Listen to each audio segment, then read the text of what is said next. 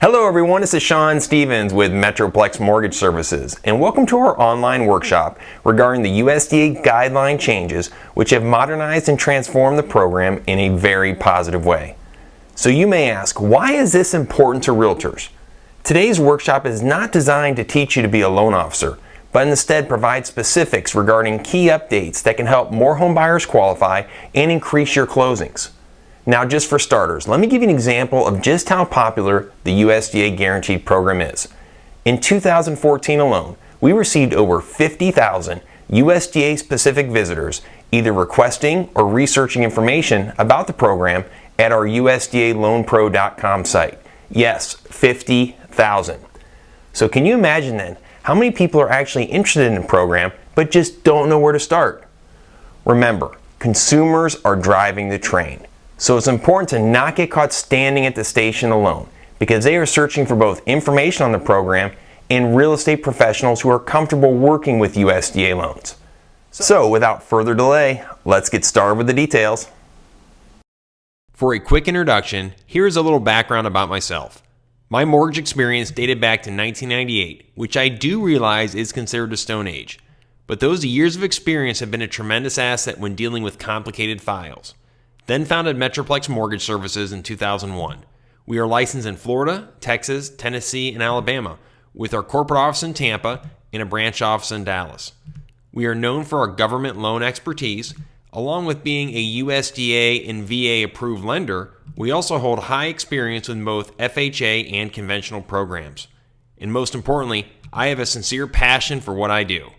So let's go ahead and get started with a little bit of definition of what USDA is. When you hear the terms rural development or USDA, or maybe your loan officer might have said RD, those are all going to be synonymous with what we're talking about today. Prior to December 1st, 2014, USDA guidelines were based off a combination of the 1980D and a series of administrative notices. This proved to be an outdated method, which left for much discretion and interpretation when it came to both underwriting guidelines and USDA field office approvals.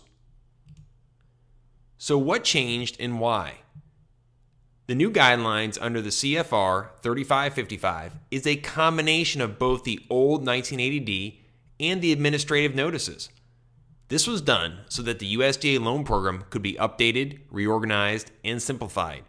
Now let's go over key guideline changes that are going to impact both your business and the ability of your clients to qualify for USDA rural home loans. First off, in-ground swimming pools. For anyone that may or may not have been familiar with this, prior to December 1st, homes that have in-ground swimming pools were not considered in USDA's modest housing definition. Now, properties could still be financed, but no value was credited towards the pool. This policy created confusion among appraisers, realtors, and home buyers, and which also led to possible cash to close issues. I even heard lenders would tell their buyers and realtors that USDA would not allow homes with in-ground pools. Now that was false, but there were financing limitations because of the guidelines. Now, the new 3555 guidelines provide clarity by simply stating the following. The agency may approve dwellings with in-ground swimming pools. These updated guidelines have removed those prior value restrictions.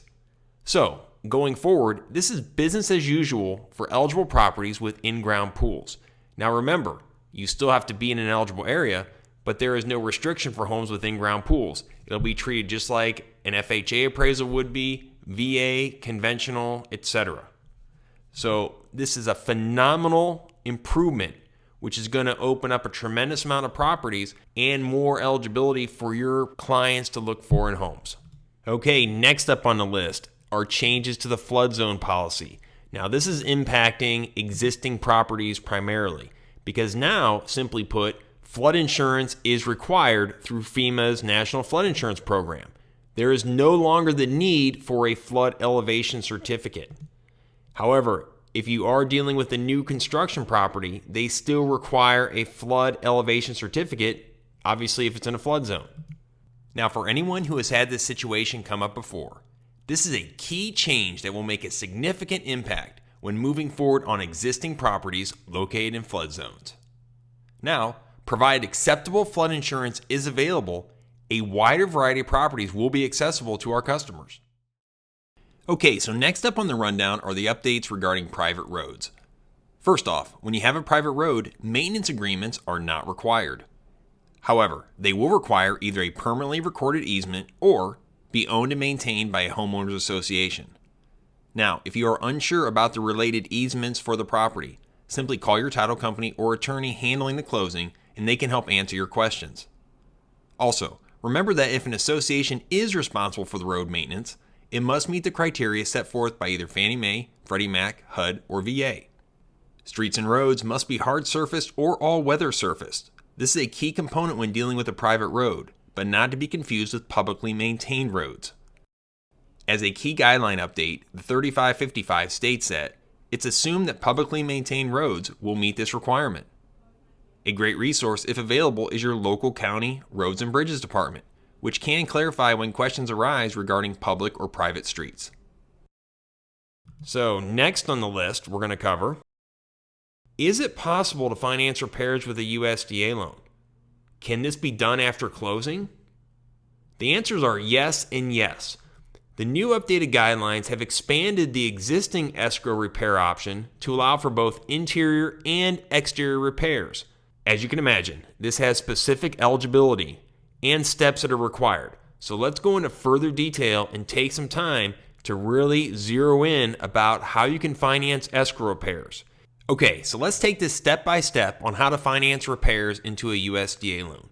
First off, the appraised value must support the increased loan amount needed to cover the repairs. So if there is not sufficient value, then we're not able to proceed with financing in repairs. Next, the required repairs must be documented by either an appraiser or the inspector. Maximum repairs are either $10,000 or 10% of the loan amount, whichever is less. A contractor's invoice will be required. 50% deposit of the total repair is required at closing. This deposit can cover any potential cost overruns. It can be either from the buyer or seller. The 50% deposit cannot be financed, and the deposit is refunded once repairs are completed and approved. Okay, so what happens after closing? The repair funds are collected on the settlement statement. Then the title company or attorney handling the closing will hold those repair funds in an escrow account. The contractor will begin the work. Once repairs have been completed, a certificate of completion is required by the appraiser or inspector with the following: must state improvements were complete in accordance with listed conditions, provide photos of the completed improvements. Then the underwriting approval is updated and the funds are cleared for release. So just to be clear, this is not a program such as a 203K, but instead one designed for specific pinpoint repairs that do not affect livability or safety, which can be done after closing. This is a unique portion of the program that is not going to be for every property or buyer, but a great feature to have at your disposal, which could lead to saving a transaction instead of turning it away. And importantly enough, the money is set aside at closing, so we are not asking the contractor to go out and complete the work, hoping that a closing is going to occur. The closing has already taken place with the money set aside. So the contractor funds are already secured, pending successful completion of the required repairs. So as you can see, another positive overall improvement that now we can use both exterior and interior repairs with the escrow repair portion of the program. Fantastic news. And if you're not already familiar with this type of program, this could be a great time after the call. We'll set up a schedule where we can do a follow-up and go over these steps and how it can impact any of your local markets.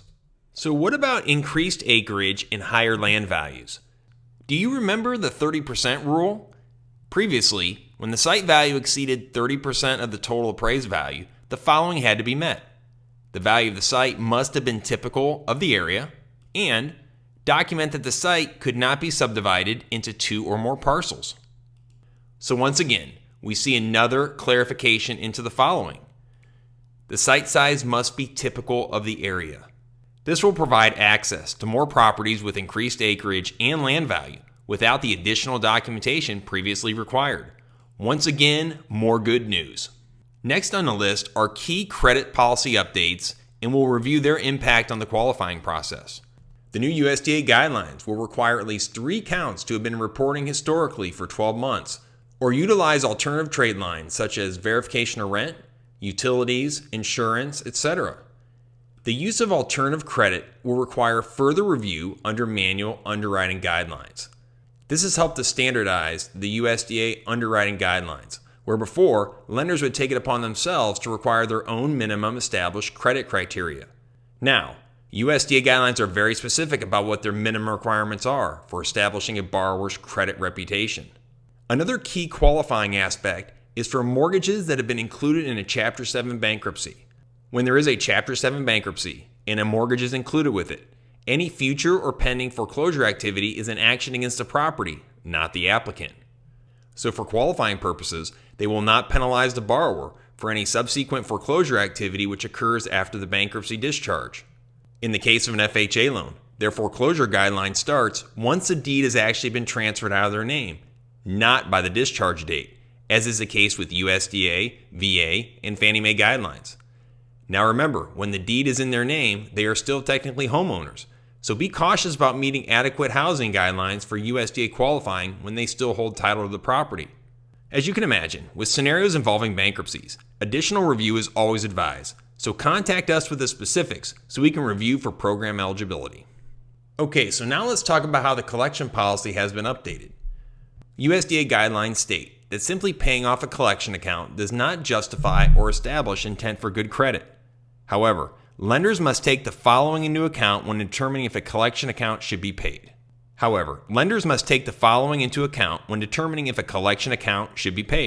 The overall credit profile, the amount of financial reserves available, which refers to the remaining available liquid assets after closing, the total unpaid balance of collections, do they pose a threat to the mortgage, do they affect the borrower's ability to repay the mortgage, what type of collection accounts are they, such as medical.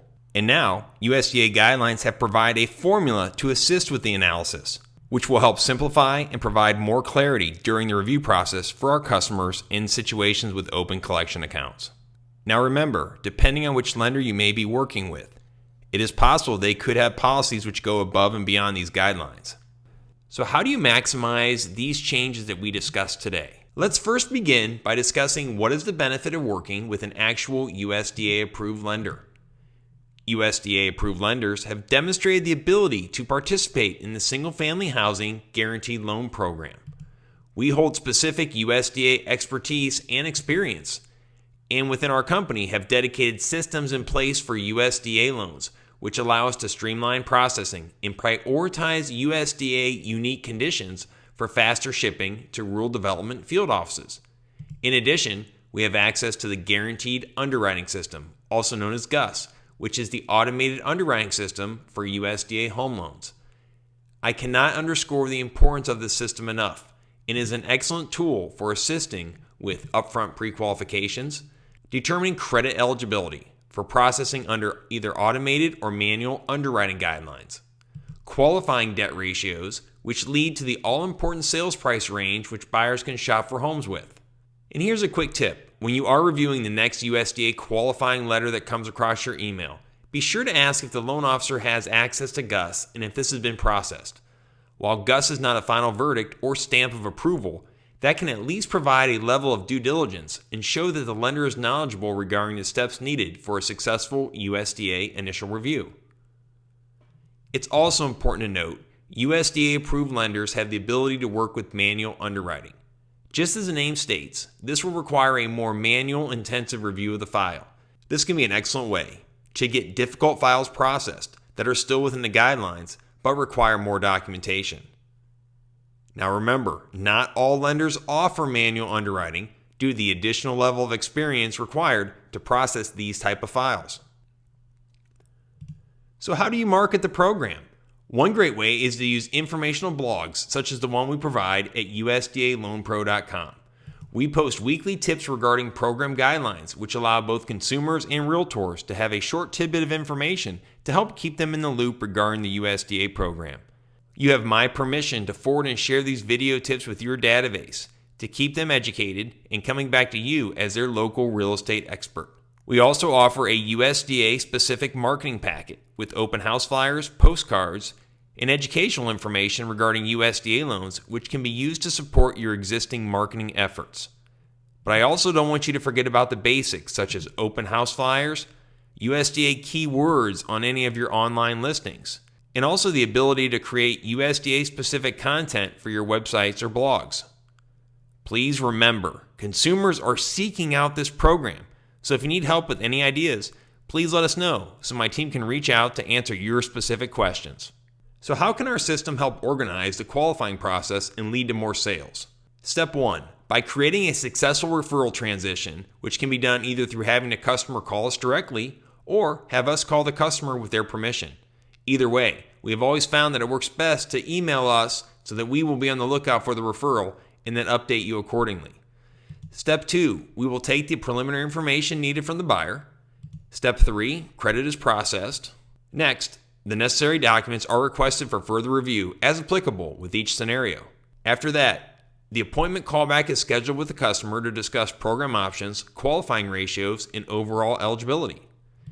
Assuming all is in place, the pre-qualification is confirmed and you are updated with status so we can stay on the same page regarding price range, any specific requirements such as seller concessions, your closing date timeframes, etc. How long this takes can be solely up to the buyer and how quickly they respond to our request. Remember that during this time, you will be kept up to date on their status and if we are waiting on any specifics due to their schedule or anything else that can affect their qualifying. If at any point you may be able to help with expediting these conditions, that is always appreciated. Once the qualifying is complete and they find a home, sales contract is received. At that point then, their loan disclosures are generated. Upon receipt of the loan disclosures from the buyer, the appraisal is ordered as soon as possible. After we receive the appraisal back, the loan approval is then updated, and provided everything is in good standing, the file is prepared for shipment to USDA. Once the USDA commitment is received and reviewed, pending all is clear, the approval is updated and closing documents ordered. Closing occurs, loan funds, and everyone is happy. Be sure to keep us in mind for your next referral and let us show you the Metroplex difference. Just call or email to discuss any scenarios or questions, new pre-qualifications, or if you'd just like to take advantage of our free second opinion service, which is great for those existing transactions that need a second look. I want to thank everyone for attending today's USDA online workshop.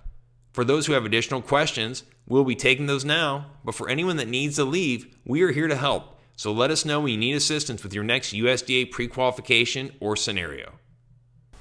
All right, now, before we finish up, let me go ahead and tackle a few questions. First off, do USDA loans have maximum loan amounts? The answer is no. USDA loans are based on the borrower's ability to repay the loan. There are no set maximum loan amounts such as FHA or conventional loans also have. So USDA loans are not just for lower priced properties. This can also open up a wider variety of eligible property types because of not having a maximum loan limit. Okay, what's next? Can USDA loans include closing costs into the loan? One common misconception is that USDA loans, you can just roll the closing cost into the loan. Now, it is true you can finance closing costs into the loan, but that's all dependent on what the home appraises for. For example, let's say you have a sales price for $100,000 and the appraiser says the value is $105,000. You could increase your loan amount up to $105,000 and finance in those out-of-pocket closing costs. So yes, USDA loans allow you to finance in closing costs, but it is dependent on the appraised value. Now remember, this is a very, very unique portion of the program, which can also help obviously reduce a buyer's out-of-pocket expenses. Okay, what is USDA policy on short sales? All right, with the new guidelines that came out on December 1st, USDA has put specific verbiage in there regarding short sales. There is going to be a 3-year minimum required unless exceptions could be available if they had no late payments going into the short sale and everything was current at that time, which may or may not be realistic or possible, but it could happen. And if that situation was available, then it could be open for an exception. Now, jumping over to foreclosures and bankruptcies. So there's also a 3-year waiting period on foreclosures and bankruptcies. However, depending on the circumstances surrounding it, there could be room for exceptions less than those. So there's a little bit more flexibility on the foreclosure and bankruptcy guidance compared to the short sales. Okay, so then in regards to deed transfers, question regarding deed transfers after, so let me kind of put this in a context which can be understandable.